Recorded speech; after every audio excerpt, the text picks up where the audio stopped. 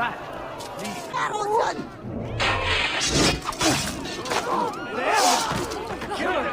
Someone! Stand tall. Time to go visit my uncle. No, you're there.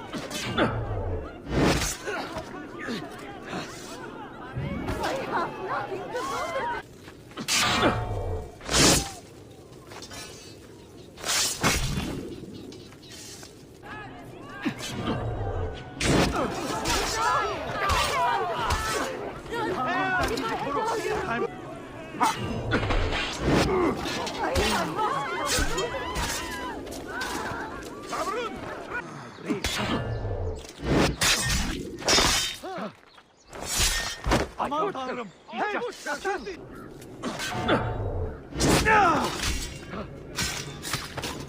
Murder! He just passed!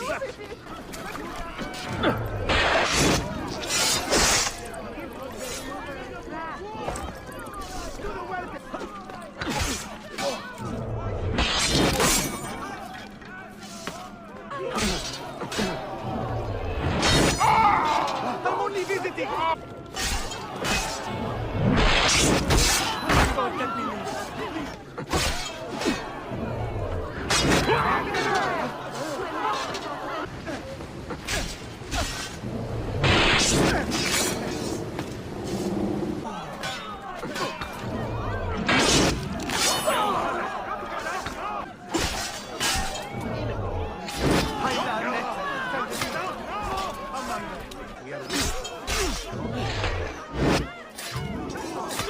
Let me explain the mask!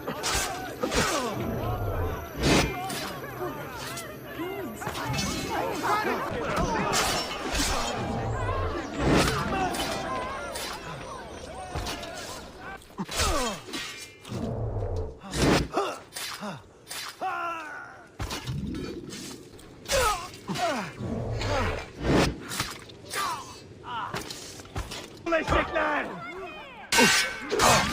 Yok! Çabuk adam! Yartara! Asas! Time to go visit my uncle. Assassin! Over here! Guard!